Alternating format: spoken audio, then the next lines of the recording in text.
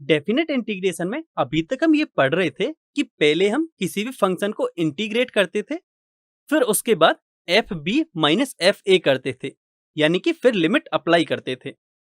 लेकिन ऐसा जरूरी नहीं है कि पहले हम पूरे क्वेश्चन को सॉल्व करें या फिर गिवन फंक्शन को इंटीग्रेट करें फिर उसके बाद उस पर लिमिट अप्लाई करें। इसका एक दूसरा वे भी है जिसको हम इस वीडियो में पढ़ने वाले हैं। इसे हम एक एग्जाम्पल से समझते हैं। माना हमें 0 to 1 x upon x square plus 1 dx की वैल्यू फाइंड करनी है। तो अभी तक हमें पढ़ चुके हैं कि integration a to b fx dx is equal to होता है fx plus c from a to b, और हम अभी तक इसी फॉर्मूले का यूज करके क्वेश्चंस को सॉल्व कर रहे थे।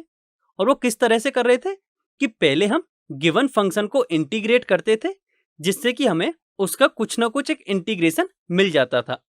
जैसे कि यहाँ हमें x upon x square plus 1 का इंटीग्रेशन मिला है 1/2 log mod x square plus 1 plus c।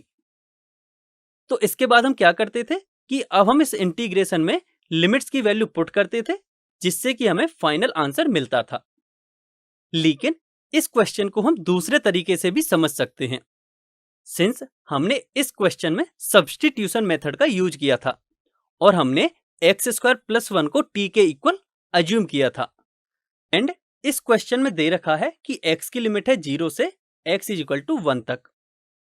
Since हमने एक्स स्क्वायर प्लस 1 को t अज्यूम किया है, तो अब हम t की लिमिट निकालने की कोशिश करते हैं।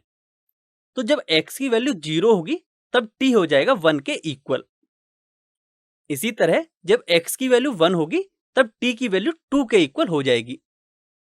यानी कि अब हम अपने गिवन क्वेश्चन को रीअरेंज करके कुछ इस तरह से लिख सकते हैं कि 1/2 integration from 1 to 2 1 upon t dt। यहां आप देख सकते हो कि हमने गिवन फंक्शन को सब्स्टिट्यूशन मेथड का यूज करके t की टर्म्स में उसे कन्वर्ट कर दिया है। अब सिंस हमारे मेन क्वेश्चन में जो लिमिट्स गिवन थी वो x की थी, तो हमने x की गिवन लिमिट से t की भी लिमिट निकाल ली है, t is equal to 1 to t is equal to 2, और वही लिमिट्स हमने यहां अप्लाई की हैं। तो अब हम इसको आगे सॉल्व करेंगे तो हमें इसका फाइनल आंसर मिलेगा 1/2 log 2। आप यहां देख सकते हो कि जब भी हम सब्स्टिट्यूशन मेथड का यूज करते हैं तो उसके लिए जरूरी नहीं है कि पहले हम गिवन फंक्शन को पूरी तरह से इंटीग्रेट करें और फिर लिमिट अप्लाई करें। हम जैसे ही किसी फंक्शन को t के इक्वल अज्यूम करते हैं तभी हम उसकी लिमिट भी चेंज कर देते हैं अकॉर्डिंग टू t और फिर उसे आगे सॉल्व करते हैं।